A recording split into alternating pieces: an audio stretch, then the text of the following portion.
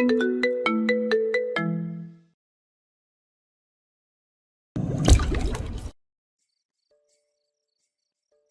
ভুল করে কি আমি কোনো নাটক সিনেমায় ঢুকে গেছি? এমন নাটকীয় লাগছে কেন সব?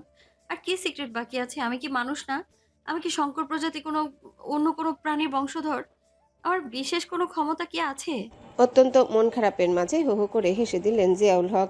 এই এক মেয়ে যে নিজেও মন খারাপ করে থাকে না, আর আশেপাশে কাউকেও মন খারাপ উপভোগ করতে দিবে না। না রে মা, তুই আমার বংশধর, আমার মেয়ে। আমার হাতেই তোকে একটু একটু করে বড় করেছি। এই যে এত এত প্রোটোকলের মাঝে তোকে বড় করেছি, কারণ তোর জীবন আমাদের সাধারণ কারোর মতো না। আজ অনেক ধকল গেছে, অন্য একদিন সব বলবো। মাথা ঠান্ডা রেখে চলবি, আর নিবিড়কে অত হালকাভাবে না নিয়ে বোঝার চেষ্টা করতে হবে। আজ আরও একটা জিনিস বুঝলাম, নিবিড় আর তার পিতার মাঝে কোনো কেস আছে। কি নিয়ে তাদের বিরুদ্ধে খুঁজে বের করতে পারবি না? পারবো, তবে ভণ্ড নেতার চোখে বেশিক্ষণ তাকিয়ে থাকা যায় না আব্বু। চোখ দিয়েই খুন করে ফেলে। আর অতি খ্যাতিমান পিতারা সন্তানদের সময় দিতে পারে না। তাই হয়তো পিতা-পুত্রের মাঝে এই দূরত্ব। তাছাড়া সামাজিক অসামাজিক সকল কাজেই তো একসাথে দেখি তাদের। অবজারভেন্ট মানুষের নজর হয় তীক্ষ্ণ, এরা বাজ পাখির চেয়েও শার্প দেখে। তুই কথা বলার জন্য হাঁ করবি, এরা পুরা বাক্য ধরে ফেলবি ভেতরগত। কিন্তু বের করা তোর জন্য এখন ইজি হবে। জিনিস যেটা যত দৃঢ় হ- জিনিস যেটা যত দৃঢ় হবে, ভাঙার পর ঠিক ততটাই ভঙ্গুর। এই লোকটাকে আমার ফেক লাগে। নিজের রেপুটেশন ইচ্ছা করেই খারাপ বানায়। প্লাস উপকার যা করে সেগুলো গোপন রাখে। প্লাস চেয়ারম্যান নিজেও কেমন যেন মেকি একটা হাসি ঝুলিয়ে রাখে সবসময়। আমি নিশ্চিত নিবিড় তার প্ল্যান ছাড়া কিছু করে না। আর মামুন ইসলামের একটা আলাদাই ব্যাপার আছে। নিবিড়ের সাথে আপাতত সমীহ করেই চলতে হবে, যেভাবে চলছে চলতে দেই। তুমি কি আমাকে তার সাথে অ্যাক্টিং করতে বলেছো? আমি সম্পর্ক নিয়ে কিংবা ইমোশন নিয়ে কোনো গেম খেলতে পারবো না। এই কয়েকদিনে তার অরিজিনাল কালার দেখে আমার মনে তার জন্য একটা সফট কর্নার তৈরি হয়েছে। তাছাড়া এখন জামাই হয়ে গেছে কবুলের পাওয়ারে। ভণ্ড নেতাকে যদি আমি ভালো-টালো বেসেও ফেলি, না আব্বু রিস্ক নিতে পারবো না। ভালোবেসে মানুষ অনেক বোকা হয়ে যায়। আমার তো মনে হচ্ছে তুই অলরেডি তার মোহে পড়েই গেছিস। তা না হলে আমার জিয়ানা একজন রাজনৈতিক নেতাকে মিথ্যা সাক্ষী দিয়ে বাঁচাতে যায়? শোন, কিছু জিনিস কুদরতি, সেটা মানুষের হাতে থাকে না। জন্ম, মৃত্যু, বিয়ে, এই তিনটা বিশেষ করে। যদি আমাদের টার্গেট আর নিবিড় অপজিটিভ হয়, তুই নিজেই বুঝতে পারবি। আর যদি একই রাস্তার প্রতীক হয়, তবে সব সময় হয়ে যাবে। সম্পর্ক এগোবে আলোর গতিতে। সেখানে থাকবে না কোনো মিথ্যা কিংবা জড়তা। কিভাবে বুঝবো একই পথের পথিক আমরা? জিয়াউলের মুখ এইবার শক্ত হয়ে ওঠে। তারপর বলে, এক নীলুফাকে বুঝতে হবে, দুই নিবিড়কেও জানতে হবে। তাদের গল্পের মাঝখানে জেনি এলো এক প্রকার ঝড়ের গতিতে। জিও চল চল, নিবিড় ভাই আর মুসাদ্দিকের অ্যাক্সিডেন্ট হয়েছে। আকাশ নামের ছেলেটা আমাকে ফোন দিয়েছে মাত্র। জিয়ানা জিয়াউলের কোল থেকে সরে বালিশে ভালোভাবে শুতে শুতে জিজ্ঞাসা করে, অ্যাক্সিডেন্ট হয়েছে, হসপিটালে যাব। আমরা গিয়ে কি করব? আমরা কি ডক্টর? এটা কেমন হেয়ালি জিও? আমাদের বর অ্যাক্সিডেন্ট করেছে, আমরা যাব না? বর কথাটা শুনে জিয়ানা উঠে বসে আড়মোড়া ভেঙে বলে, সরি সরি, ভুলে গিয়েছিলাম আমরা বিয়েতে বেরি মানুষ। চলো তাহলে জামাই সেবা করে আসি। রাতের 12 ঘন্টার মাঝে 6 ঘন্টা শেষ। এই গভীর রাতে অন্য মেয়েরা যেখানে বাড়ির উঠানে নামতে ভয় পায়, সেখানে দুইজন মেয়ে সাইকেল চেপে স্বাচ্ছন্দ্যে উক্ত ঠিকানার খোঁজে চলেছে। রাস্তায় তেমন লোকজন নেই দেখে বাড়ির নাম্বার মিলিয়ে এগোচ্ছে জিয়ানা। 30 মিনিট পর খুঁজে পেয়ে লোহার গেটে শব্দ করে। কিছুক্ষণ পর হেলতে দুলতে একটা হ্যাংলা পাতলা গার্ড এগিয়ে এলো। প্রথম দেখায় মনে হবে দাঁত কেলিয়ে অযথায় হাসছে লোকটা। আসলে তার দাঁতই উঁচু, তাই ঠোঁট মনে হয় বন্ধ হয় না। তাকে দেখে জেনি জিজ্ঞাসা করলো, স্বপ্নের নিবিড়ের ফ্ল্যাট নাম্বার কত? কি দরকার? কি দরকার সেটা তাকেই বলবো। নাম্বার বলুন। জিয়ানা গলা উঁচু করে বলল, কি দরকার সেটা আগে বলুন। ওই বেটা, তুই কি নিবিড়? নিবিড় বে তুই? হ্যাঁ, তোকে কেন বলবো? আহা জিও থাম তুই। তারপর গার্ডের দিকে তাকিয়ে আবারও বলে, আমরা ওনার আত্মীয়, উনি অসুস্থ, দেখতে এসেছি।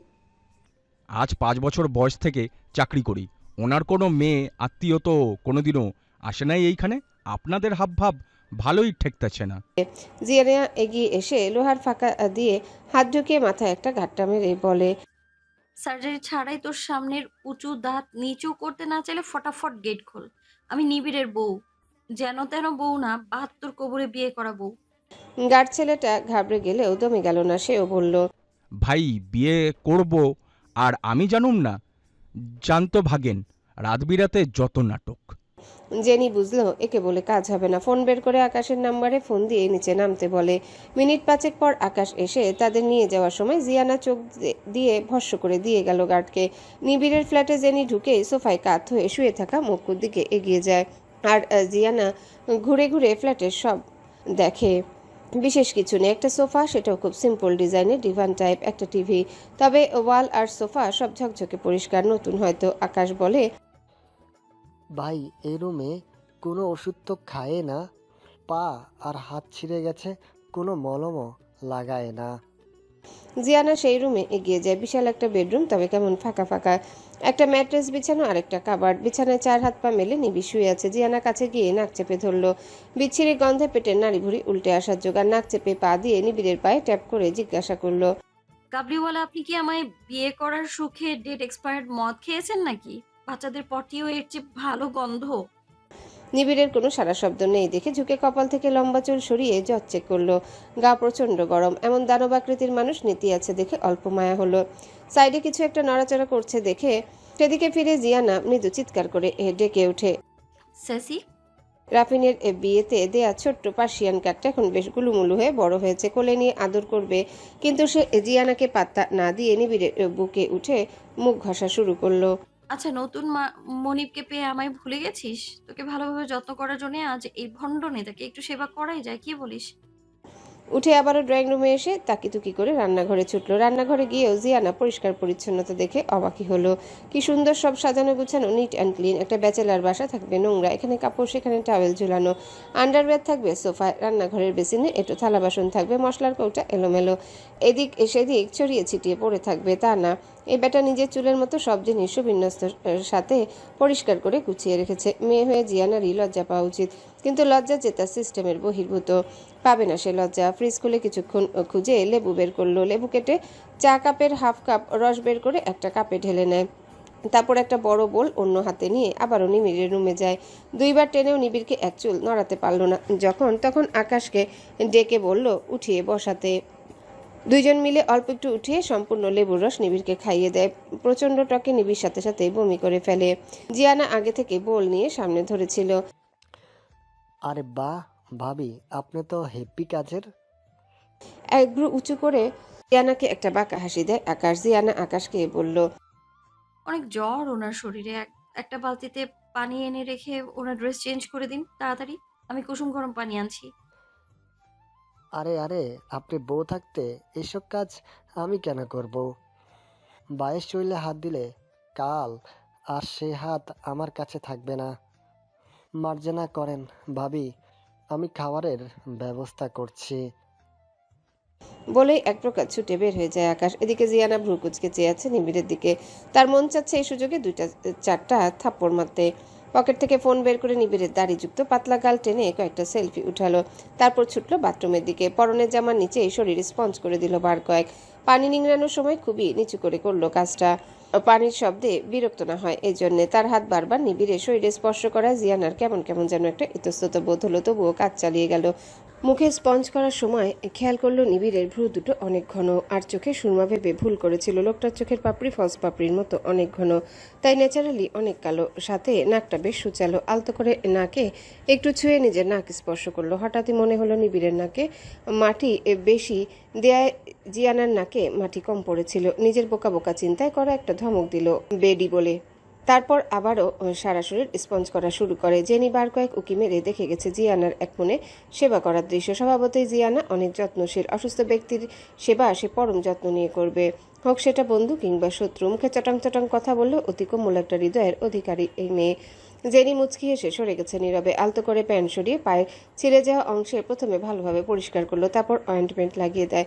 হাতের কোণেও একইভাবে পরিষ্কার আর অয়েন্টমেন্ট দিল। শরীরের বোধহয় যখন আরাম হলো তখন নিবিড় বিড়বিড় করে কিছু বলল। জিয়ানা শোনার জন্য কান নিয়ে যত ঠোঁটের কাছে গেছে। নিবিড় ফু আম্মু বলেছে, কিন্তু জ্বরের ঘোরে ফুটা বোঝা যাচ্ছে না, শুধু আম্মুটা একটু স্পষ্ট। চড়াক করে জিয়ানা উঠে দাঁড়িয়ে পড়ে। উনি কি ছোটবেলায় ফেরত গেল নাকি? আম্মু আম্মু করছে। এখন যদি পাশের ফ্ল্যাটের বাবলুর মতো বলে আম্মু ডুডু খাবো। ফট করে নিজের বক্ষ প্রদেশে 2 হাত দিয়ে ক্রস করে ঢেকে ফেলল। সময় নষ্ট না করে ছুটল বসার ঘরের দিকে। সেপ্টেম্বরের এই সময়টাতে গরমে তেজ কমে আসে। হুটহাট বৃষ্টি নামে, আবার চাইনিজ একটা গরম পড়ে। আকাশের অবস্থা দেখে মনে হয় শীতল মেঘ, কত নিরীহ আবহাওয়া। আহা, আসলে সেটা চাইনিজ প্রোডাক্টের মতো, স্থায়িত্বকাল অল্প।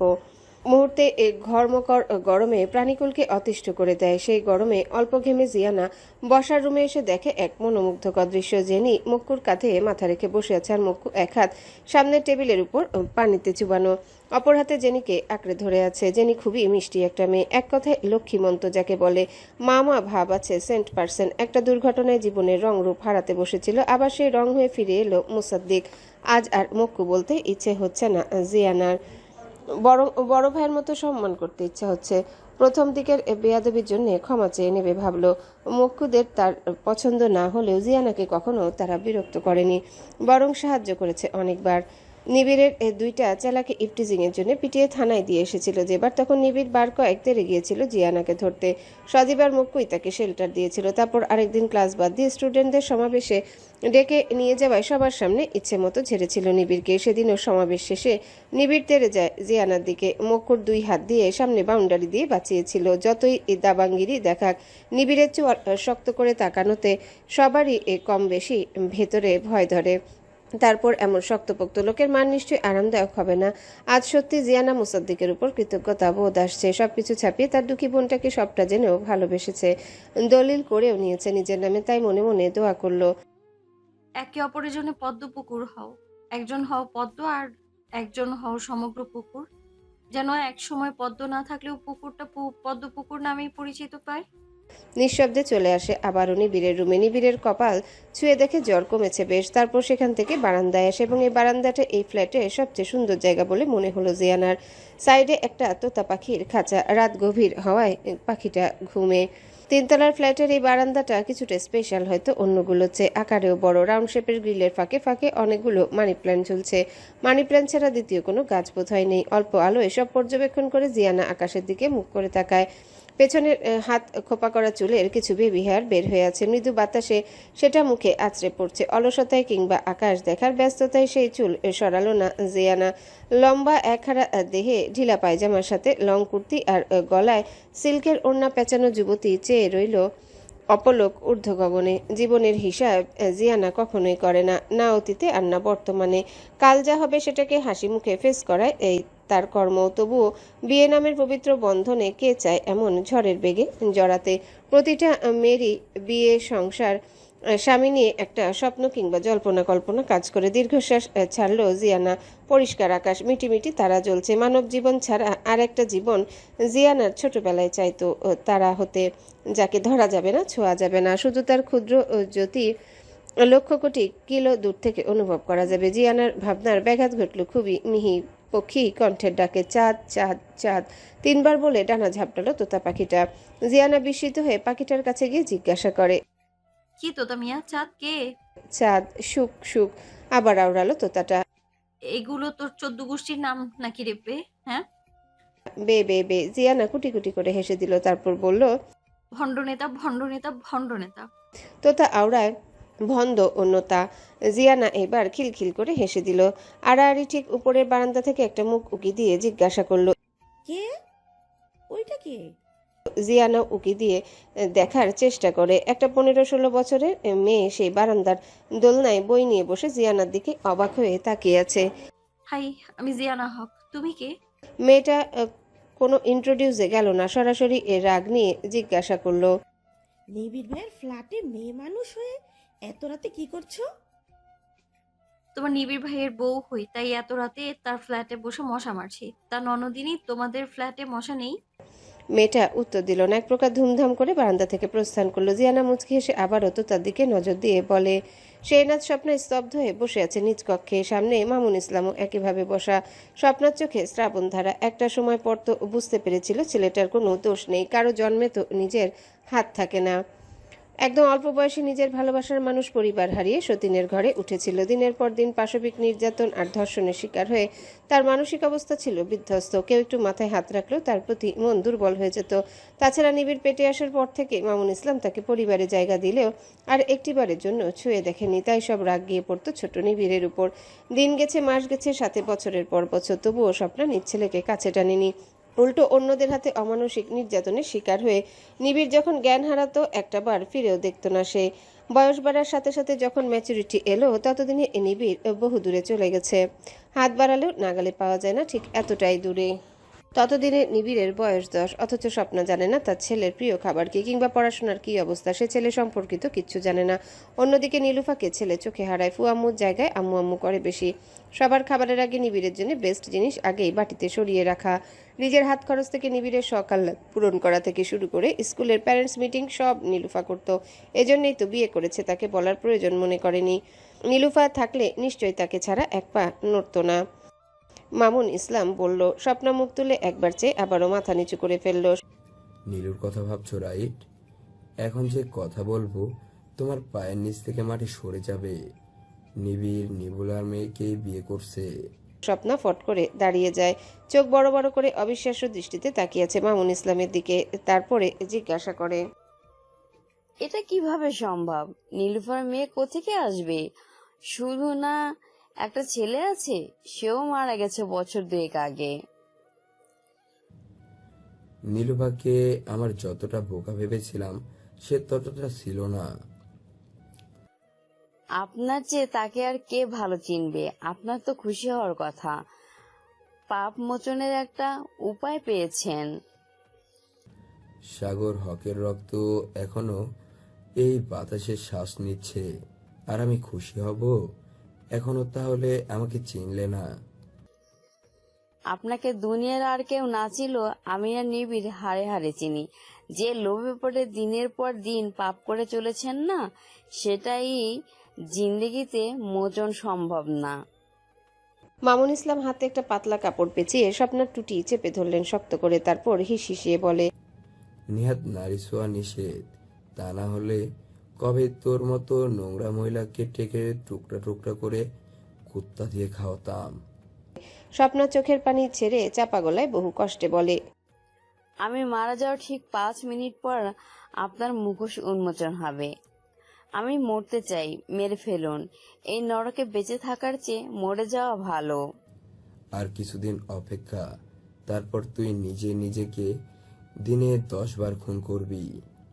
মিনাল মেহনুর ব্রোকেন ফ্যামিলির মেয়ে। বাবা মায়ের ডিভোর্সের পর মায়ের সাথে থাকে নিবিড়ের ফ্ল্যাটের উপরতলায়। এইবার এসএসসি দিবে। মিনালের মা কর্পোরেট লেডি, মেয়েকে সময় দিতে পারেন না। এই জন্যই নিজে নিজে গিলটি ফিল করেন খুব। তাই মেয়ের সকল বাহ্যিক বায়না বিনা সংকোচে পূর্ণ করেন। বয়স 17 হলেও মিনালের শারীরিক গঠনে মনে হবে প্রাপ্তবয়স্ক একটা মেয়ে। ক্লাস 6 থেকে রিলেশন আর ডেটিংয়ে অভ্যস্ত সে। তারা নিবিড়দের বিল্ডিংয়ে উঠেছে আজ প্রায় 2 বছর। এই 2 বছর সে নিবিড়কে স্টক করে এসেছে। শক্তপোক্ত আর দীর্ঘদেহী ব্যক্তিত্বের নিবিড়কে দেখে মিনালের আগে সব রিলেশন হাওয়া হয়ে গেছে ফুস করে। ফ্যান্টাসির বয়সে মিনাল নিজের থেকে 1 যুগের বেশি বড়। নিবিড়ের জন্য নিজের অনুভূতি সাজিয়ে রাখলেও নিবিড়ের সামনে কখনো বলার সাহস হয়ে ওঠেনি। তবে এটা ওটা দেওয়ার অজুহাতে অনেকবার নিবিড়ের ফ্ল্যাটে যাওয়ার চেষ্টা করলেও নিবিড় প্রতিবার দরজা থেকে আলবিদা করে দিত। পার্সেলে বেনামে বিভিন্ন গিফট পাঠাতো, সেগুলো নিবিড় কখনো রিসিভ করতো না। এসএসসি দিয়ে সরাসরি কনফেশন করবে এমন প্ল্যান ছিল, কিন্তু আজ যখন নিবিড়ের বারান্দায় অন্য এক মেয়ে দেখে আর পরিচয় জেনে তার মাথা খারাপ হওয়ার জোগাড়। বারান্দা থেকে ফিরে মায়ের রুম থেকে মেডিসিনের বক্স নিয়ে কাঁদতে কাঁদতে নিজের ঘরের দরজায় খিল দিয়েছে।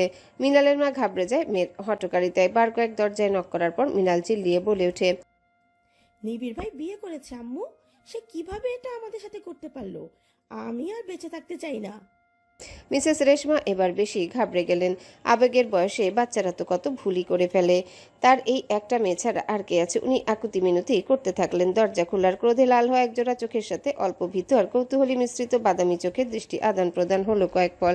লাল চোখ ধীরে ধীরে শীতল হয়ে আসে আর বাদামি চোখ ছোট ছোট করে পিটপিট করতে থাকে। সেই জঙ্গলে এমন পিটপিট করা নেত্র দেখে নিবিড়ের কাছে খরগোশ ছানার মতো লাগছিল।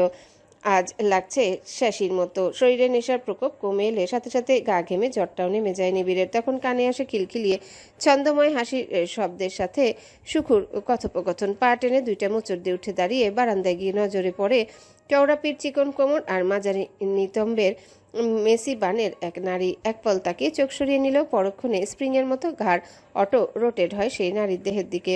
ততক্ষণে নারীটি ঘুরে দাঁড়িয়েছে, এগিয়ে এসে কপালে হাত দিয়ে দেখে জ্বর এখনো আবার অল্প আছে। কথাবার্তা ছাড়াই টি শার্টের হাতা ধরে টেনে রুমে আনে, তারপর রুম থেকে বের হয়ে গিয়ে আবারও ফিরে আসে মিনিট দুয়েক পরে, হাতেই একটা বাটি আর চামচ। এটা খেয়ে ট্যাবলেট খেয়ে নিন। আমাদের ফিরতে হবে। একদিনের সেবা যত্ন যা করেছি এনাফ। এর বেশি করলে আপনি প্রেগনেন্ট হয়ে যাবেন। একটু থেমে আবারও বলে, সরি, আপনি তো ওল্ড স্কুল। প্রেগনেন্ট মানে ওইটা না। আমরা গ্যাসের সমস্যাকে প্রেগনেন্ট বলি। নিন, হাঁ করুন।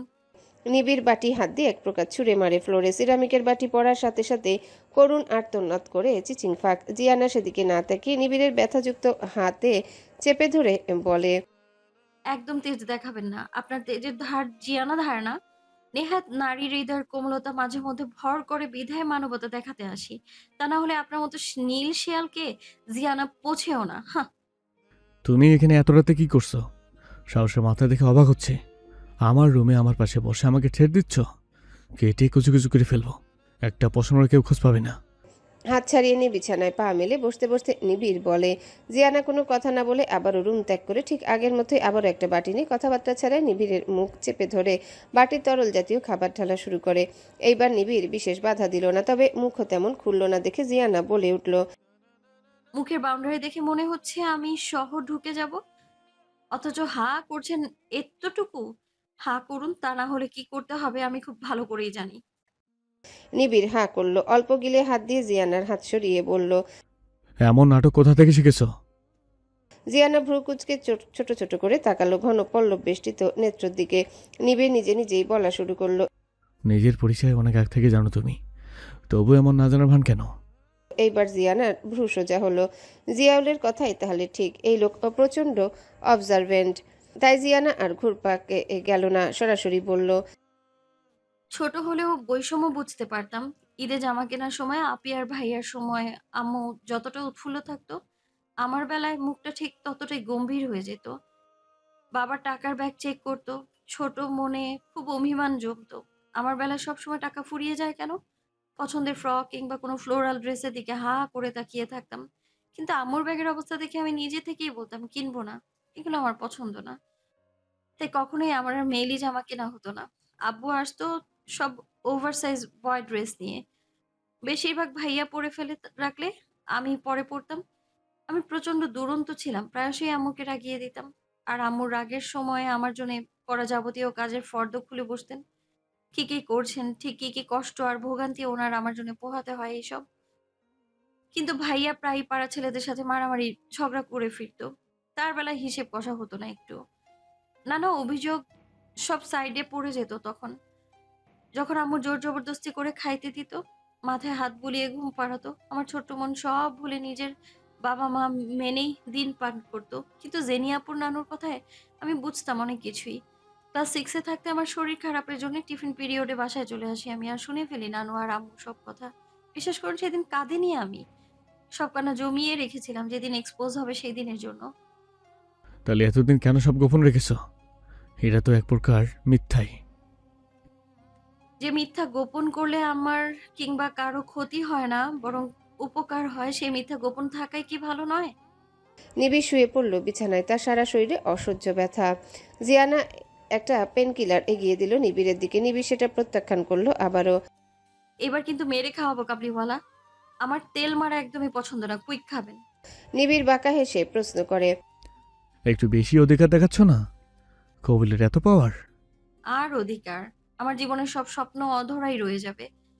ভেবেছিলাম লং লেহেঙ্গার সাথে শার্ট পরে সসুরাল গেন্দা ফুলের ডান্স করতে করতে বিয়ে করবো, আর আপনি সেই সব আশায় যা একদম জল ঢেলে দিয়েছেন। কত সহজ তোমার চিন্তা ধারণা, সাথে এত সস্তা মস্তিষ্ক। কিন্তু এখন যে আমার জন্য তোমার জীবনটা জটিল হয়ে উঠবে। ইউনিভার্সিটি কোচিং করার সময় এক ভাইয়া প্রায়ই বলতো, অ্যাডমিশন পেপার ইজি মনে হলে বুঝতে হবে প্রশ্ন তুমি বুঝতে পারোনি। তেমন যার জীবন বাহির থেকে দেখে মনে হবে যখন অনেক সুখী আর সহজ, তখন আপনাকে বুঝতে হবে আসলেই আপনি তাকেও বোঝেননি। তাহলে সহজ না জটিল তোমার লাইফ? আপনি জানেন আমার আসল মা কোথায়, তাই না? নিবিড় ঘাড় ঘুরিয়ে একবার দেখলো হেয়ালির মাঝে চমৎকার কিছু কথা বলা মেয়েটাকে খুব কাছাকাছি থাকায় বলল, প্রভোকিং স্মেল। কি বিড়বিড় করেন? সঠিক উত্তর দিতে পারেন না? তোমার ভয় লাগছে না আমার সাথে এক রুমে এত রাতে আসো? আর তোমার তো মনে হয় আমার থেকে বেশি জানার কথা সব, গোয়েন্দা শার্লক হোমস। না, আপনাকে আমার কাছে একটা পাজল লাগে শুধু। তবে আপনাকে ট্রেস করলে পেয়ে যাব একদিন। তাছাড়া কিছুতেই পেরে উঠি না আমি আপনার সাথে। কিছুতেই এগিয়ে থাকেন সবকিছুতে। তোমার প্ল্যানগুলো ফালতু, যে কেউ এগিয়ে থাকবে, চেনের মাঝখানে রেকর্ডদার। বলেই হো হো করে হেসে উঠল নিবিড়। জিয়ানা এক পলক সেই হাসি দেখে মাথা নিচু করে ফেলে। যারা কম হাসে তাদের হাসি সত্যি ভয়ঙ্কর সুন্দর। জিয়ানা মাথা নিচু করে জিজ্ঞাসা করে, ওইটাও ধরে ফেলেছিলেন তাই না? যে মেয়ে সিঙ্গেল একটা প্রসাধনী ব্যবহার করে না, সে ভার্সিটিতে পড়ে যায় এত ভারী আর লম্বা একটা গোল্ডেন চেন। আবারও হেসে বলে, ওই দিন আমি নিশ্চিত হয়েছিলাম তুমি তোমার আসল পরিচয় জানো, কারণ চেইনটা ফুপু আমার। শুধু প্রমাণের অপেক্ষায় ছিলাম। জিয়ানা নজর লুকানোর চেষ্টা করলো। এই লোক ঠিক কতটা ধূর্ত। জিয়ানার জিয়াউলের চিন্তার বাহিরে। আর আমিও বুঝে ফেলেছিলাম আপনি আমায় চিনেছেন, তাই আপনার সামনেই চেনটা দিয়েছিলাম। তা না হলে দোকানে গিয়ে বিক্রি করে টাকা দিতাম। যেহেতু আপনার কাছেই আছে, তাহলে সেটা ফেরত দিন। আমার জিনিস আমার কাছে আছে এবং সেটা নিরাপদে। আপনার হয় কিভাবে সেটা? আপনি তো এত জটিল কেন? জিয়ানা ফ্লোরে বাবু হয়ে বসে জিজ্ঞাসা করলো, তুমি এত সহজ কেন? আমি স্বাভাবিক। জীবনকে তুমি কিভাবে দেখো? কখনো কাউকে খুন করবেন না। পরিস্থিতি যেমনই হোক, হাসতে থাকুন। জীবনের সবচেয়ে নোংরা দিক দেখে কেউ বড় হলে ঘৃণার খনি মানব মস্তিষ্ক তৈরি হয়।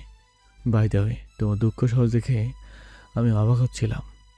জিয়ানা এইবার পূর্ণ দৃষ্টিতে তাকালো নিবিড়ের দিকে। আঘাতপ্রাপ্ত হাত সহ দুই হাত মাথার নিচে দিয়ে ছাদের দিকে তাকিয়ে কথা বলছে। আরেকটা দিক খেয়াল করলো নিবিড় সরাসরি চোখের দিকে তাকিয়ে কথা বলে। ডানে বামে অন্য কোথাও চোখ সরে না, যার ফলে সহজেই লোকের সাথে মিথ্যা বলা যায় না। নিবিড় আবারও বলে, কোর্টে দাঁড়িয়ে এমন অদ্ভুত কথা বলতে কলজে কাঁপেনি? তা একটু লজ্জা লেগেছে।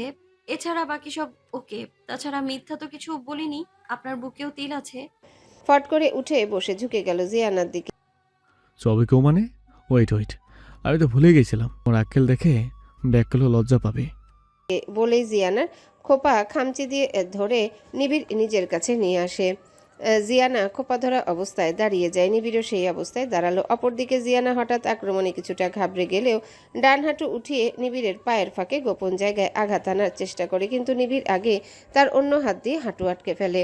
এখন জিয়ানার অবস্থা চ্যাং মাছের মতো। আস্তে আস্তে চুলের চাপ বাড়াচ্ছে নিবিড়। জিয়ানা চোখ হালকা খিচে বন্ধ করে আবারও ফট করে খুলে ফেললো। এই লোকের সাথে সে শক্তিতে পারবে না, বুদ্ধিতে মাত দিতে হবে।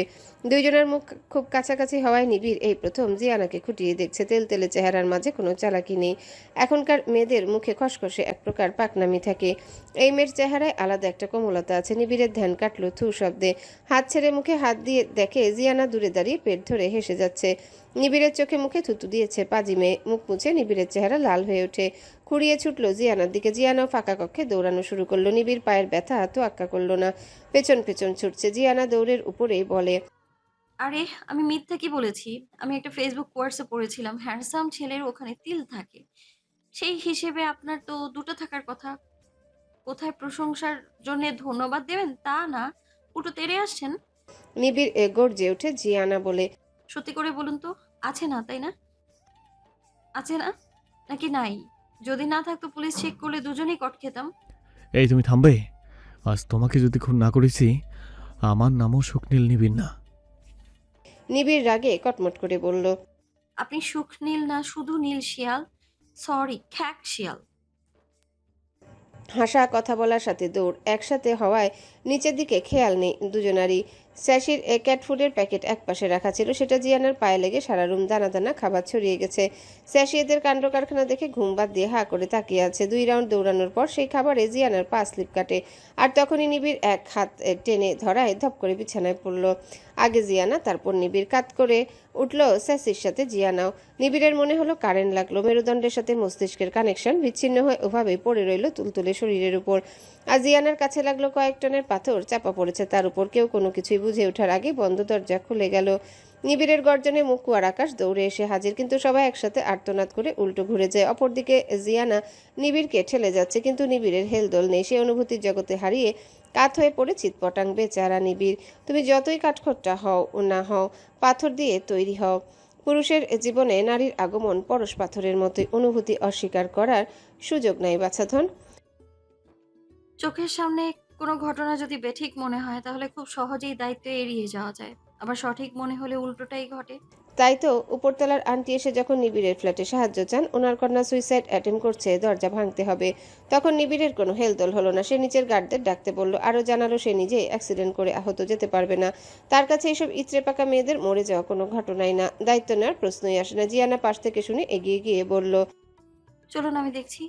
নিবিড় হাত টেনে ধরে নিচু গলায় বলে, রাত বাজে 2টো, তুমি নাচতে নাচতে অপরিচিত একজনের বাসায় যাচ্ছ, বেকুব কোথাকার।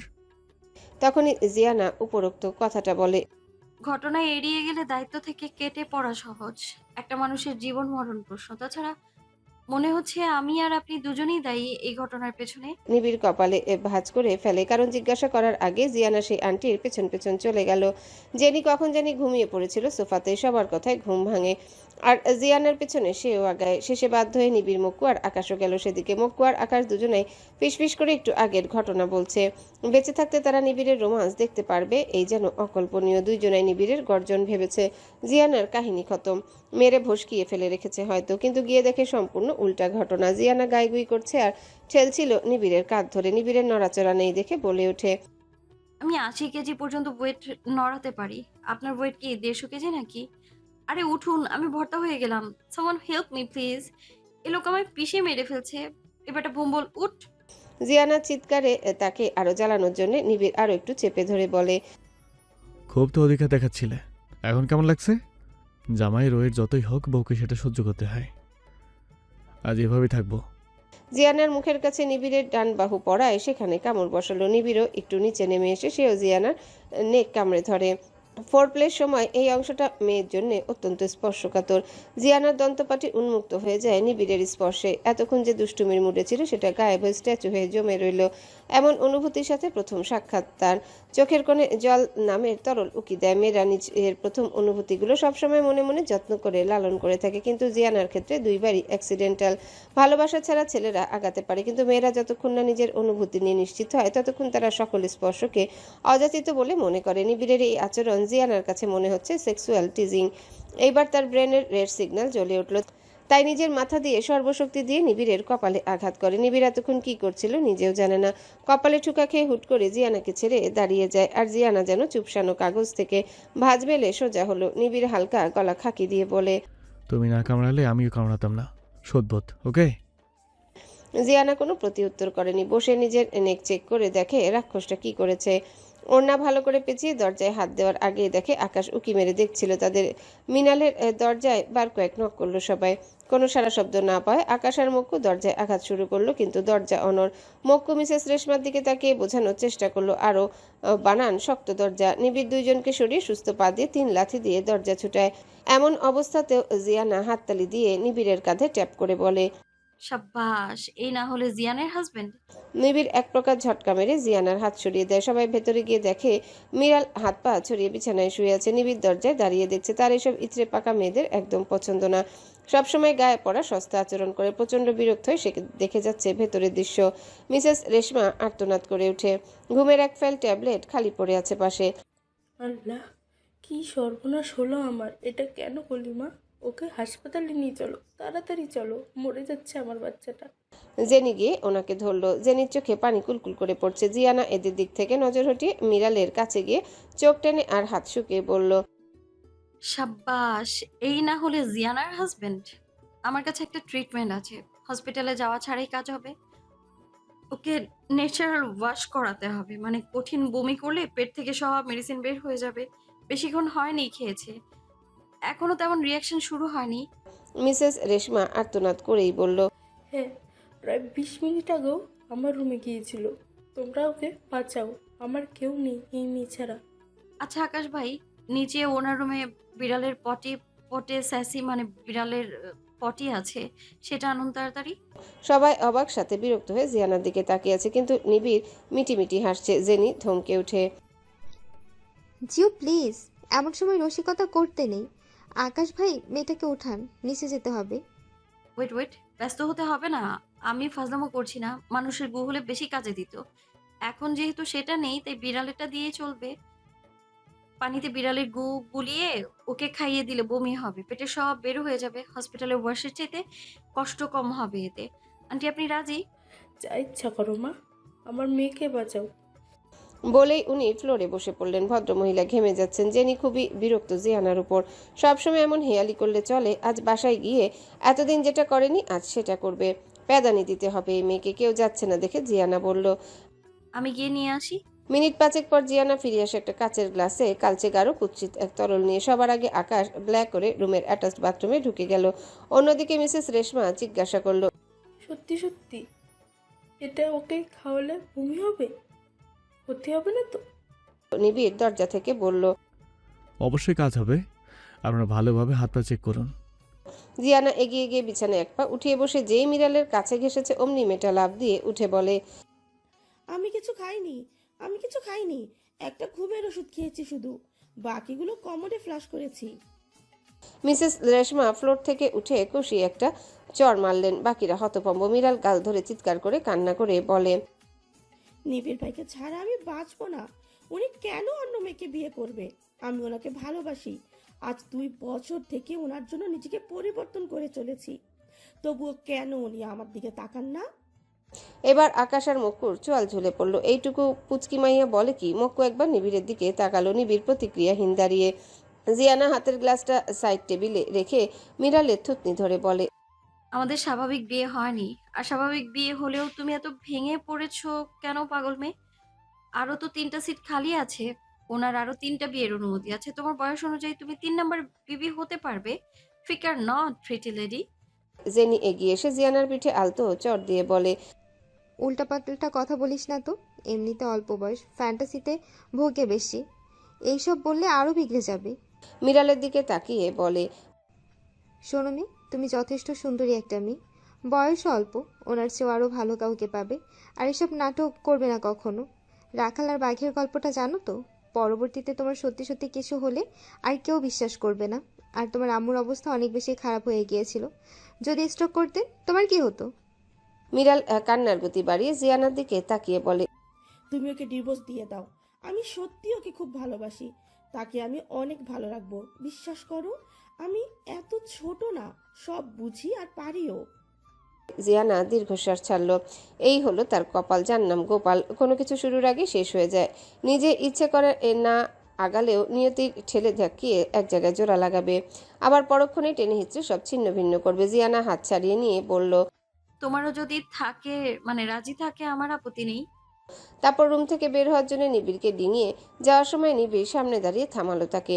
কথাবার্তা ছাড়াই নিজের বড় থাবা দিয়ে জিয়ানার ছোট চোয়াল চেপে ধরে বলে, বলেছি না অতিরিক্ত কথা বলবেন না।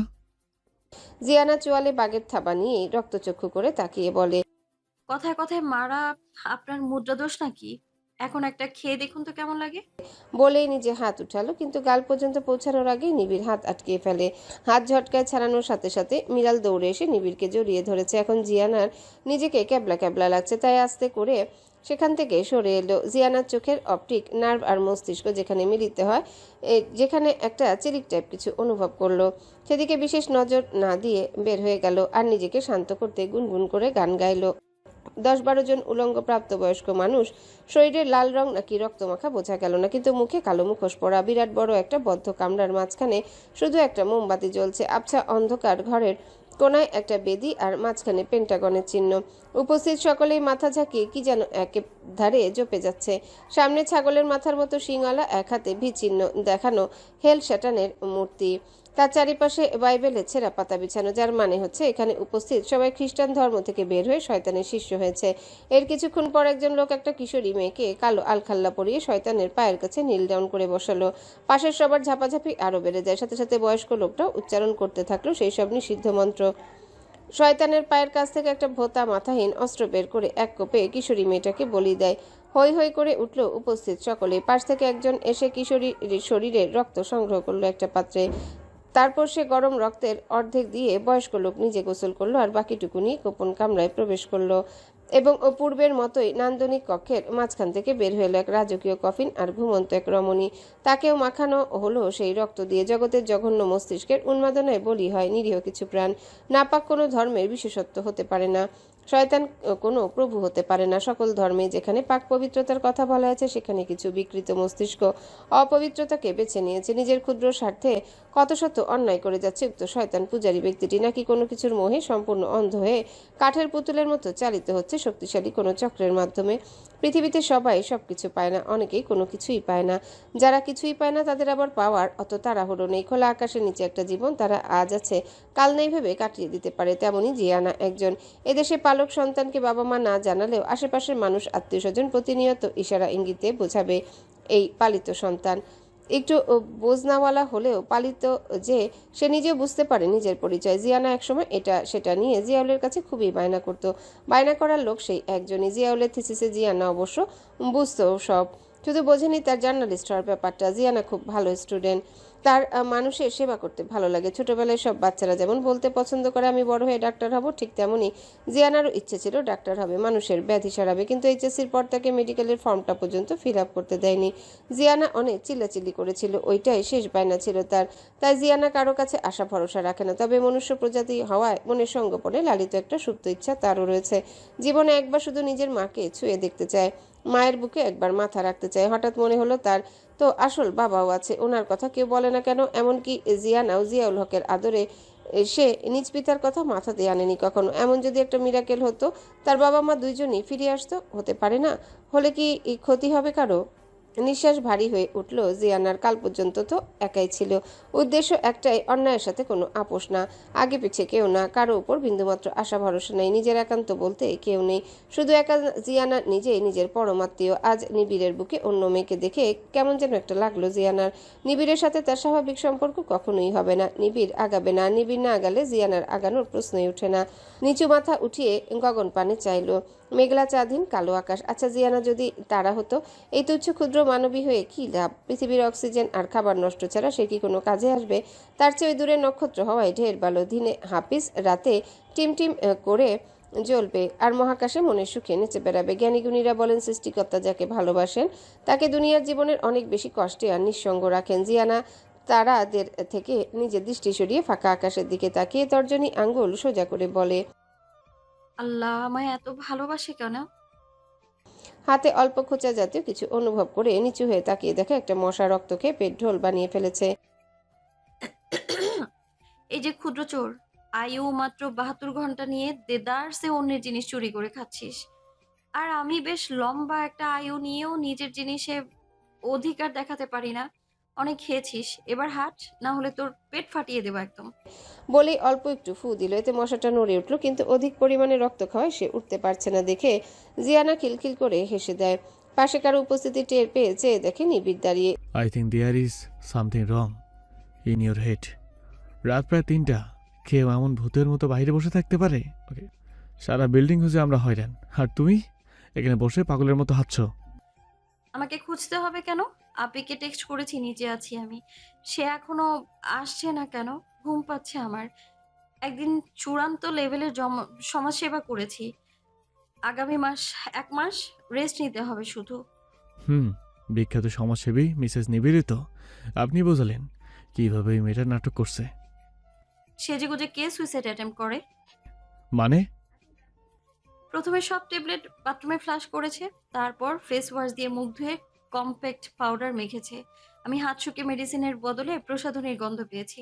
তারপর মাস্কারা সহ লিপ গ্লোজ সব অ্যাপ্লাই করেছে, কারণ সে জানে তার মা আপনার কাছে সাহায্য চাইতে যাবে আর আপনি আসবেন আপনার চোখে নিজেকে সুন্দর প্রমাণ করতে। এসব এক্সট্রা কারিকুলাম, বুঝেছেন? ভালোই সজাগ সম্পর্কে জানো দেখি। আমি তো ভেবেছিলাম ওইসবে কোনো আগ্রহ নেই তোমার। এসব জানার জন্য ডিপ্লোমা করা লাগে না। ওই যে দেখুন, আপনার বুকের কাছে সাদা পাউডার লেগে আছে। নিবিড় পাঞ্জাবি ঝাড়া শুরু করলো দেখে জিয়ানা তিরস্কার করে বলে, ঝাড়ছেন কেন? আপনার ৩ নম্বর বউয়ের স্মৃতি এটা। নিবিড় জিয়ানার বাহু ধরে হাঁচকাটানে দাঁড় করিয়ে জিজ্ঞাসা করলো, ভেতরে যাবে নাকি রাস্তায় রেখে আসবো? শুক্রিয়া, বহুত চিন্তা করেছেন। মেহেরবানি করে আপিকে একটু বলবেন যে সে যদি আর 5 মিনিটের মাঝে না আসে আমি একাই চলে যাব। এত রাতের রাস্তায় কি হতে পারে? তোমার আইডিয়া আছে? নিজেকে ওয়ান্ডার ওমান ভাবা বাদ দাও। অহেতুক তর্ক আমার পছন্দ না। 2 মিনিটের মাঝে ভেতরে আসবে। যাব না আমি আপনার বাসায়। কি করবেন? যান আপনার 3 নম্বর বউকে নিয়ে আসুন। হাত ঝটকা মেরে ছাড়িয়ে বলে উঠল জিয়ানা। ওয়েট এ মিনিট, তুমি কি jealous? Jealous my foot.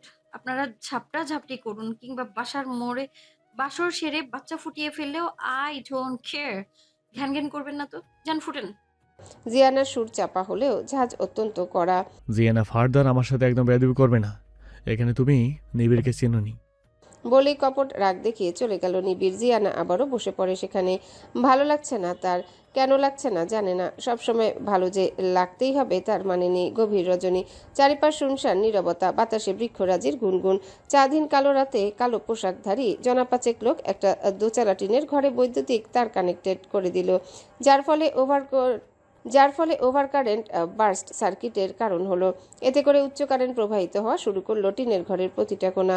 Professional electrician ছাড়া এই কাজ অত্যন্ত ঝুঁকিপূর্ণ। অপরদিকে ঘরের মাঝে নিশ্চিন্তে ঘুমন্ত একজন সাধারণ গ্রেডের পিয়ন আনিস ও তার পুরো পরিবার। একজন মুখোশধারী ইশারা করলো কারেন্ট কমিয়ে দিতে, যেন মনে হয় ব্যাপারটা একেবারেই কাকতালীয়ভাবে ঘটেছে। সকাল আর আসবে না কোনোদিনও এই পরিবারের। আহা, ক্ষমতার জন্য ছোট একটা বয়ানে অকালে ঝরে যায় কত প্রাণ। তাই তো বলে যার ক্ষমতা যত বেশি তার অপব্যবহার ঠিক তত বেশি। অথচ হজরত ওমর ফারুক রাদিয়াল্লাহু আনহু বলেছেন, দূরবর্তী একটা নদী তীরে একটা চর্মরোগগ্রস্ত ছাগি যদি মালিশ করার মতো তেলের অভাবে কষ্ট পায়, তাহলে হাসরের দিন সেই সম্পর্কেও রাষ্ট্রপ্রধানকে আল্লাহর কাছে জবাবদিহি করতে হবে। আর আমাদের দেশে ছাগি না, সরাসরি মানুষ মারা যেন রাজনীতিবিদদের কাছে একটা শিল্প। অথচ আজকের ক্ষমতার চেয়ার কাল ক্ষমতা হারালে আর কাউকে চিনে না। ভোর রাত 4:45। জিয়ানা এখনও সেই বিল্ডিংয়ের নিচেই ফুট স্টেপ ওয়েতেই বসে আছে। জেনি এসে টেনে গেছে। মকুয়ার আকাশ এসে কতক্ষণ বসে থেকে শেষে মশার কামড়ে অতিষ্ঠ হয়ে ফিরে গেছে। নিবিড় আসেনি আর একবারও। তবে 3তলার বারান্দায় বসে স্থির দৃষ্টিতে তাকিয়েছিল জিয়ানার দিকে। কত জেদি আর একরোখা একটা মেয়ে হলে এই সারা রাত বাহিরে বসে মশার কামড় খেতে পারে। শেষে বাধ্য একটা অয়েনমেন্ট নিয়ে নিবিড় নেমে এলো। তার নিজের শরীরে নাজেহাল অবস্থা। পা ফুলে গেছে, হাতে চিনচিন ব্যথা আছে, তবুও মনের কোথাও একটা শান্তি শান্তি ভাব বিরাজমান। একান্তভাবে অর্জন করে নয় পাগল নারী তার বউ ভাবলে শরীরে শিহরণ জাগে। পাগলটাকে বাগে আনতে যে তার ভালোই ধকল যাবে হাড়ে মজ্জায় টের পাচ্ছে। বিয়ের শপিং এর আগে তোমাকে সাইকিয়াট্রিক দেখানো উচিত। চলুন একসাথে যাই। যে পাগল সে সবাইকে পাগল ভাবে, শুধু নিজেকে ছাড়া। Same to you. নিবিড় বুঝলো এর সাথে তর্ক করে লাভ নেই। নিজেও পাশে বসে পড়ে জিয়ানার হাত কাছে টেনে নিল। মশার কামড়ে ফর্সা হাত লাল লাল হয়ে গেছে। দেখুন কত মায়া আমার মনে, দয়ার সাগরী। আপনার এলাকার মশাদের সারা রাত আহার করলাম। বাকওয়াস। শুক্রিয়া, তবে আবারও প্রমাণ হয়ে গেল আপনি কিপটা। মশাদের যদি খাওয়ার ব্যবস্থা থাকতো আমাকে এভাবে কামড়াতে পারতো। নিবিড় 2 আঙ্গুল দিয়ে জিয়ানার ঠোঁট টিপে বন্ধ করে রাখলো। টেপ রেকর্ডার একবার চলা শুরু করলে আর থামেই না। তিমির কেটে যাওয়ায় জিয়ানার নজরে আসলো নিবিড়ের কপালের সাইডে অল্প আঘাত পেয়েছে। ক্ষত হাত নিয়ে জিয়ানাকে ফানসিডাল অয়েনমেন্ট লাগিয়ে দিচ্ছে যেন ইচিং বন্ধ হয়।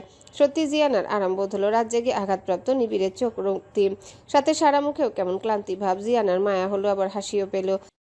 আমাদের লাইফের সেরা রজনী ছিল এটা, তাই না?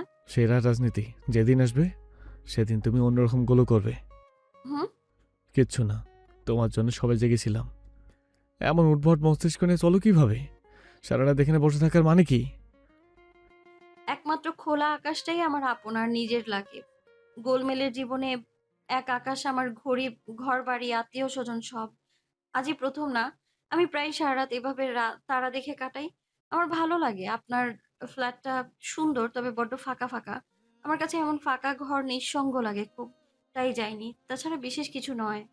জেনি নেমে এলো তখন। পিছনে মক্কু আকার সোফাতে নাক ডেকে ঘুমাচ্ছে। চলেন মহারানী।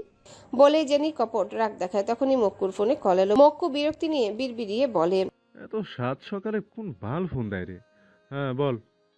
ভাইয়ের ফোন কাল অ্যাক্সিডেন্টের সময় ভেঙে গেছে, পাশেই আছে, নে কথা বল। মক্কু ফোন হাতে নিয়ে বলে, ভাই মলয় ফোন দিছে, আর্জেন্ট নাকি? নিবিড় ফোন নিয়ে কানে ধরে দাঁড়িয়ে যায়। থমথমে মুখ করে ফোন মক্কুর দিকে বাড়িয়ে জিয়ানার দিকে তাকিয়ে বলে, আমাদের হাওয়া হাওয়া কিংবা অস্বাভাবিক বিয়ে না জিয়ানা। আমাদের বিয়ের জন্য গোটা একটা পরিবার জীবন দিয়েছে। পৃথিবীর সবচেয়ে দামি আর ত্যাগী বিয়ে এটা। বলেই মক্কুকে বলল, আনিস মামার বাড়ি শর্ট সার্কিটের কারণে আগুনে পুরো সব পুরো ছাই হয়ে গেছে। ভেতরে পুরো পোড়বার ছিল। পাশের দুটো বাড়িতে আগুন ছড়িয়ে গেছে। তাড়াতাড়ি চলো।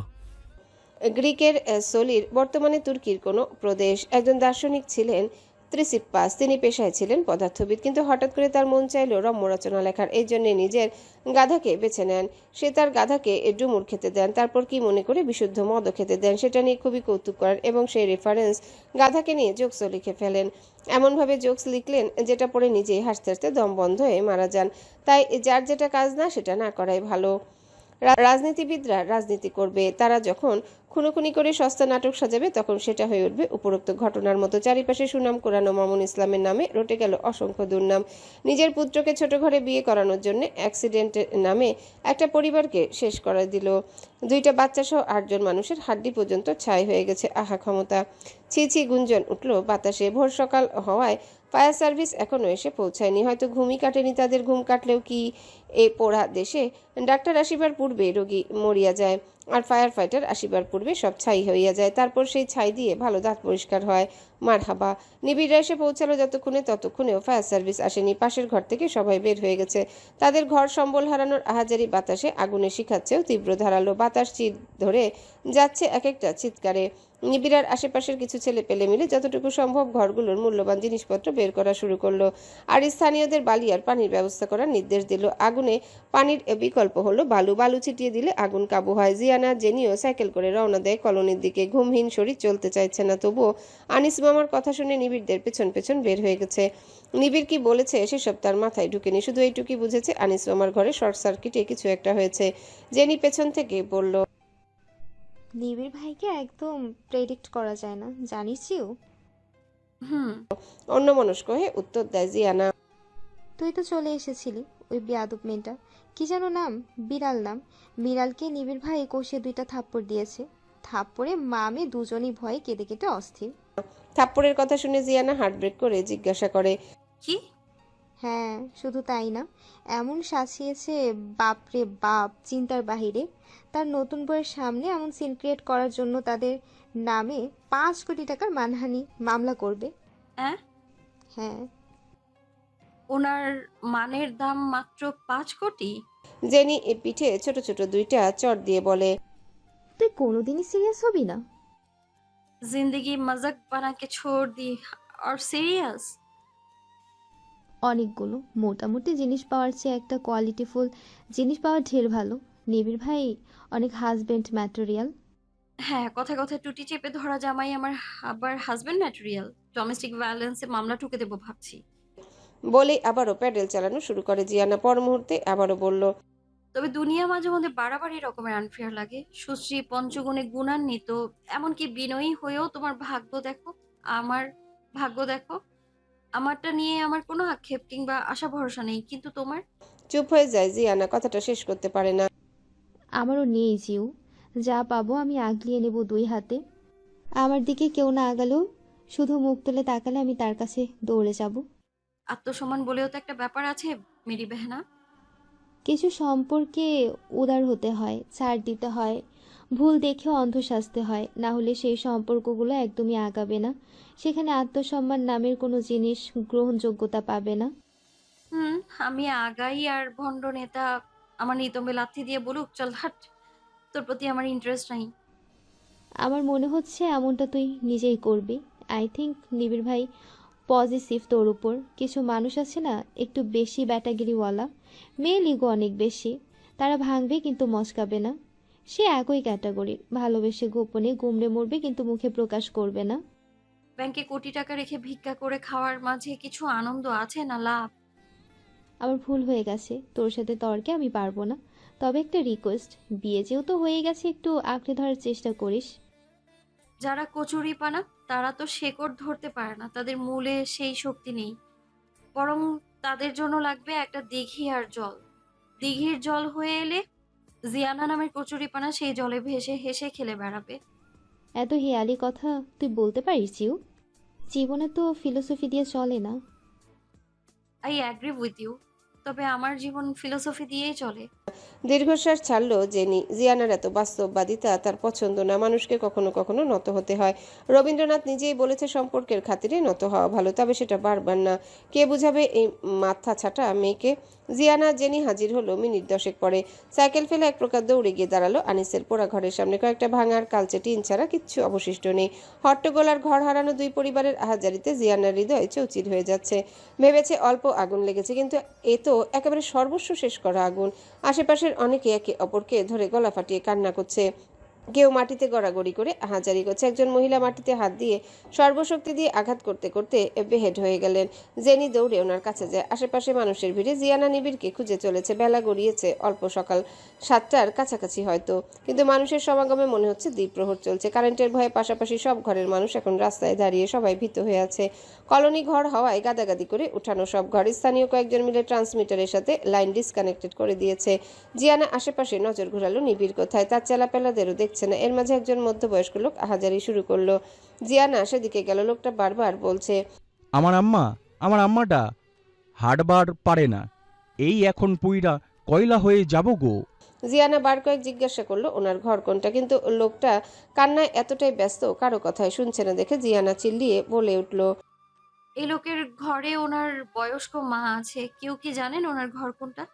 ভিড়ের মাঝে কেউ আঙ্গুল দিয়ে দেখিয়ে দিল একটা দোতলা ঘর। জিয়ানা কোনো কিছু না ভেবে সেদিকে দ্রুত হাঁটা শুরু করলো। লোকজন চিল্লিয়ে উঠে কেউ কেউ বলল, আরে মাথা খারাপ নাকি? আসমা বাপ নাই, মাও অসুস্থ, নিয়ে যান আপনারা। বাসা বাড়ির কাজ করে হলেও বাঁচুক, তবু এই নরকে থাকার দরকার নেই। আরে আরে করছেন কি? নিস্তলে আগুন ধরা শুরু হয়েছে, এই মেয়েটাও মরবে নিঘাত। কেউ কেউ ফোনের ক্যামেরা বের করে ভিডিও করা শুরু করেছে। অথচ এতগুলো মানুষ যদি একসাথে ফু দিলেও আগুন নিভে যেত। এই দেশে এমন কালচার হয়েছে, বিপদে এগিয়ে এসে কোনো কিছু করার থেকে ফোনের ভিডিও, না হয় ছবি তোলা সহজ। সেই আগুন লাগা ঘরের একেবারে কাছে যাওয়ার সাথে সাথে জিয়ানার হাতে টান পড়লো। পেছনে ফিরে দেখে নিবিড় কথাবার্তা ছাড়া ঠাস করে একটা থাপ্পড় মেরে দিল জিয়ানার ডান গালে। রাগে রিরি করে বলল, তোমার আক্কেল হবে কবে? বলেছি না, নিজেকে নিয়ে এত বেশি সুপিরিয়রিটি কমপ্লেক্সে ভুগবে না। কি এমন রত্ন আছে ওই ঘরে যে মরে হলেও সেটাকে উদ্ধার করতে যাচ্ছ? চরখে জিয়ানার গাল থেকে কান ঝিঝি লেগে গেছে। রাগে চোখের পানি এক ফোঁটা পড়ে গেল। সেই অবস্থায় নিবিড়ের কলার ধরে ঝাঁকিয়ে বলে ওঠে, তোর হাত এত চলে কেন, অশুভ জানোয়ার? এই ঘরে এক বৃদ্ধা আছেন, না শুনে না বুঝে কথায় কথায় মারিস কেন? আর কি তোর বিয়ে করবো? হ্যাঁ, নিজের কথায় নিজেই ব্যাকুল হয়ে গেল জিয়ানা। বারবার ভুলে যায় ভণ্ড নেতার সাথে তার কাল বিয়ে হয়েছে। অপরদিকে নিবিড় আবারও চোয়াল চেপে ধরে বলে, আল্লাহর কসম জিনিয়া, আজ এই মতে তোকে পুঁতে ফেলতাম যদি আনিস মামার ব্যাগটার গুরুত্ব আমার কাছে না থাকতো। তোকে পাওয়ার জন্য যদি এর চেয়ে কোনো সহজ উপায় পেতাম, আজ আনিস মামা আর তার পরিবার বেঁচে থাকতো। বলে জিয়ানাকে ঝটকা মেরে দূরে সরিয়ে নিজেই ঢুকে গেল সেই ঘরে। অপরদিকে জিয়ানা বিমূর্ত কংক্রিটের মতো স্তব্ধ হয়ে দাঁড়িয়ে থেকে পর মুহূর্তে চিৎকার করে ওঠে সুখ বলে। জেনি জিয়ানার চিৎকারে তার দিকে দৌড়ে এসে জড়িয়ে ধরে আগুনের আঁচের থেকে দূরে সরানোর চেষ্টা করলো, কিন্তু জিয়ানার সাথে পারল না। জিয়ানা তরপাতে লাগলো যখন আগুন বেড়ে গেছে। লোকজন সব এখন এই ঘরের সামনে। জিয়ানার অস্থির হয়ে মাটিতে বসে পড়ে। আল্লাহ কেন তার সাথে এমন করে? কেউ কাছে এলে তাকে কেড়ে নেওয়ার এত পায়তারা কেন? এই ভণ্ড লোকের জন্য তার কলিজা ফেটে যাচ্ছে কেন? এই লোক তো তার কেউ না। গলার দিকে হাত বুলালো শান্তভাবে। এইখানে মনে হচ্ছে কিছু আটকে আছে। জোরে শ্বাস নেওয়ার চেষ্টা করে। শুধু টানের একটা শব্দ হলো। মক্কু, আকাশ আরও 10-12 জন ছেলে এসে হাজির হলো, সাথে ফায়ার সার্ভিসের গাড়িও। সবাই মিলে পানির পাইপ ধরাধরি করে নিবিড়ে ঢুকে যায় ঘরের কাছে এনে পানি দেওয়া শুরু করলো। নিবিড় ঢুকেছে প্রায় 10 মিনিট। জিয়ানা এবার শরীর ছেড়ে দেয়। একদিনে তার মস্তিষ্ক সত্যি আর লোড নিতে পারছে না। জেনি জিয়ানাকে বুকে আগলিয়ে রাখে ছোট্ট বাচ্চাটির মতো। 15 মিনিট পর নিস্তালার আগুন পানির সাহায্যে কাবু হলে নিবিড় বের হয়ে এলো একজন বৃদ্ধা নিয়ে। নিবিড়ের জামার হাতা সহ পিঠের দিকে জামা পোড়া। ফায়ার ফাইটার একজন এগিয়ে গিয়ে বৃদ্ধাকে নিয়ে ছুটলেন অ্যাম্বুলেন্সের দিকে। অপর দিকে জিয়ানা দৌড়ে গিয়ে নিবিড়ের বুকে কিল দেওয়া শুরু করে। কেঁদে চোখের জল নাকের জল এক করে এলো পাথরে কিল দিতে দিতে বসে পড়লো মাটিতে। এতগুলো কিল খেয়েও নিবিড়ের মুখে একটা মুচকি হাসি ছিল, যেটা জেনি সহ উপস্থিত অনেকেই লক্ষ্য করলো। কিছু বিপদ আসে আরশের মালিকের কাছ থেকে। মানুষের জীবনে যত মুশকিল ঠিক ততই আসান। নিবিড়ের বিপদে জিয়ানা এতটা উদ্বিগ্ন, এত বিচলিত হয়ে পড়বে সেটা কেউ আশা করেনি। তিন কবুলের যে একটা অদৃশ্য বাঁধন আছে, সেই বাঁধনের গিট ঠিক কোন কোন অংশে জোড়া লাগে সেটা মানব চিন্তার বাহিরে।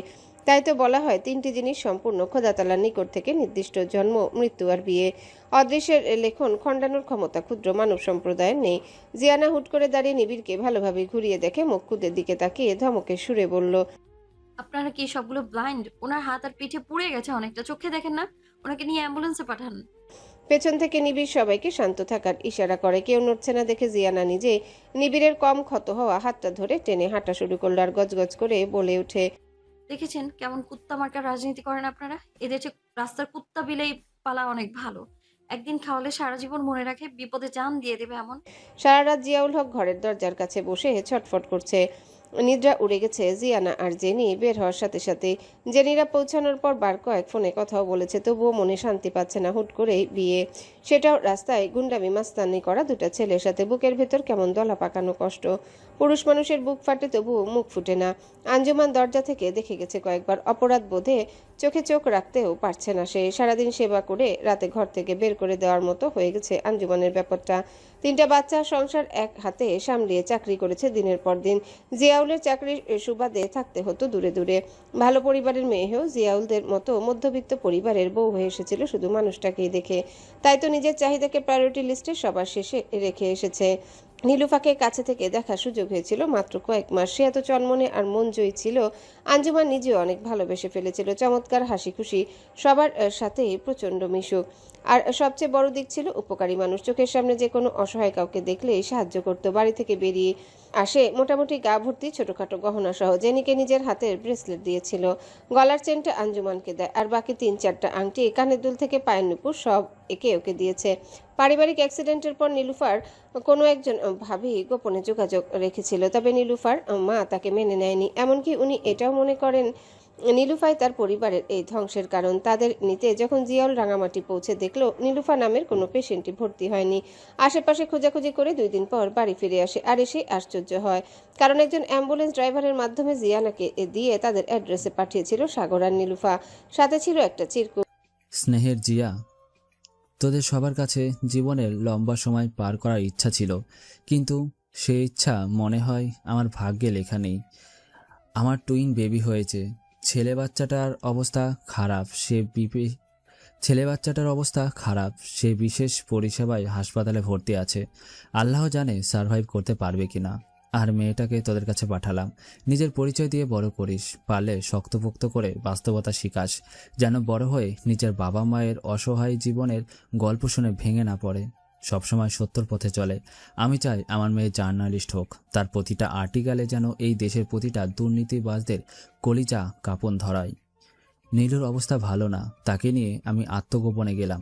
বাচ্চার নসিবে যদি ভালো কিছু থাকে, কিংবা আমাদের যদি হায়াত থাকে, তবে আবারও দেখা হবে ইনশাল্লাহ। তোর নামে একটা ফিক্সড ডিপোজিট রিপোর্ট পাঠিয়েছি, আশা করি কাজে আসবে। আমার আমানতকে দেখে রাখিস, পারলে তাকে বলিস বাবা মাকে ক্ষমা করে দিতে। আমি আমার মেয়েটাকে একটুও আদর করতে পারিনি, ভালো মতো দেখতে পারিনি। তোর চোখ দিয়ে দেখব, আর তোর মাধ্যমে আমার ভালোবাসা তার কাছে পৌঁছে যাবে। আশা করি সারা জীবন কৃতজ্ঞতা থাকবো ভাই। আঞ্জুমানকে স্নেহ জানাস। তার কষ্টের জীবনে আমি আরও একটা কষ্ট যোগ করে দিলাম, এই জন্য আমরা আন্তরিক দুঃখিত।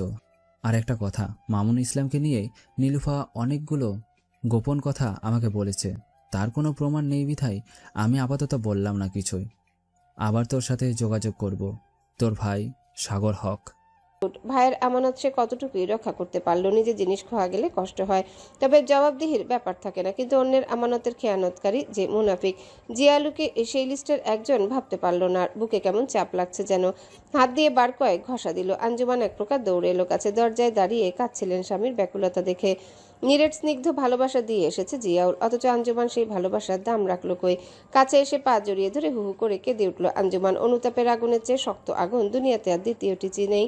গিয়ে পড়েছে এই আগুনে সেই একমাত্র বুঝবে। আর এই অনুতাপের আগুনই এমন আগুন যেটা একজন মানুষকে খাঁটি মানুষে পরিণত করে। যার অনুতাপ যত বেশি, মানুষ হিসেবে সে ঠিক ততটাই খাঁটি। অ্যাম্বুলেন্স থেমে আছে প্রায় 10 মিনিট। শেষে অধৈর্য হয়ে জিয়ানা নিবিড় থেমে গেল। এত সকাল সকাল তো জ্যাম থাকার কথা না, তবে কেন গাড়ি সব আটকিয়ে রেখেছে? আপনি গাড়িতেই বসুন, আমি দেখছি। ওনাটা চেপে ধরে রাখুন। বলেই জিয়ানা আবার নিবিড়কে গাড়িতে বসিয়ে দিল। ড্রাইভারের কাছ থেকে পানির বোতল চেয়ে নিয়ে নিজের গলার ওড়নাটা পানি দিয়ে ভিজিয়ে নিবিড়ের হাত আর পিঠে ভেজা সেক দিল বার কয়েকবার। পুরোটা সময় নিবিড়ের মুখে এক প্রকার তৃপ্তির জ্যোতি জ্বলছিল। জিয়ানার প্রতিটা কাজ আর চোখে দেখে গেছে এমনভাবে যেন জিয়ানার দিকে তার বিশেষ নজর নেই। শেক দিয়ে জিয়ানা নিবিড়কে বলল, ওনাটা চেপে ধরে রাখুন। তোমার টপসটা বেশি ফিটিংস, ওড়না নিয়ে গায়ে জড়াও। আমার লাগবে না। বলেই ওড়নাটা জিয়ানার দিকে ঠেলে দেয়। জিয়ানার মাঝে এত কেন জড়তা এলো না, বরং নিজের চুলের বানটা একটানে খুলে দুই পাশে চুল ভাগ করে দিয়ে বলে, ওনার অল্টারনেট চুল দিয়ে হয়ে যাবে, আপনি এটা ধরে থাকুন। নিশ্চয়ই জ্বলছে। নিবিড় হ্যাঁ না কিছু বলল না, তবে জিয়ানার কথাটা মানলো। রাস্তার মাথায় এগিয়ে গিয়ে সার্জনের সাথে আলাপ করে জিয়ানার মাথা গরম হয়ে উঠল। ভিআইপি পাস, তাই রাস্তা বন্ধ। জিয়ানা বোঝানোর চেষ্টা করছে অ্যাম্বুলেন্সে আগুনে পোড়া রুগী আছে দুজন, কিন্তু তাদের করার কিচ্ছুই নেই। যতক্ষণ না ভিআইপি যাচ্ছে ততক্ষণ রাস্তা ছেড়ে দেওয়া যাবে না, হেডকোয়ার্টার থেকে নিষেধ। এর মাঝে নিবিড় হন্তদন্ত করে বের হয়ে এসে জানালো বৃদ্ধার শ্বাসকষ্ট শুরু হয়েছে। অ্যাম্বুলেন্সে অক্সিজেনের সিলিন্ডারে অক্সিজেন নেই। নিবিড়কে সার্জন দুইজনই সালাম দেয়। নিবিড় তাদের রিকোয়েস্ট করলো এই ব্লকটা শুধু খুলে দেওয়ার জন্য। হ্যালো বন্ধুরা, পরবর্তী পার্ট খুব তাড়াতাড়ি আসবে, তো সবাই অপেক্ষায় থাকো। আর চ্যানেলটি যারা এখনো সাবস্ক্রাইব করোনি তারা পরবর্তী পার্ট দেখার জন্য চ্যানেলটি সাবস্ক্রাইব করে রেখো। ধন্যবাদ সবাইকে, আমাদের সাথেই থেকো।